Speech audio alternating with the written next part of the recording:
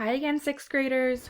Today you will read Chapter 2 independently. You will notice that the chapter is very short, therefore there are only a few vocabulary words that I'd like to preview with you. Chapter 2 is titled Dreams. The first word that I'd like you to know is the word gully.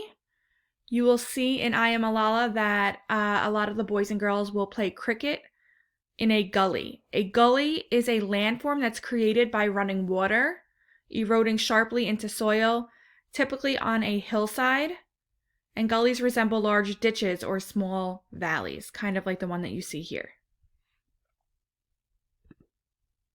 The word illiterate means unable to read or write. And the word elders is a person or people of greater age than someone specified. Your grandparents would be considered your elders. Okay, now you may read the chapter independently and complete the assignment on Google Classroom. Be sure to click Turn In when you are done. Have a great day.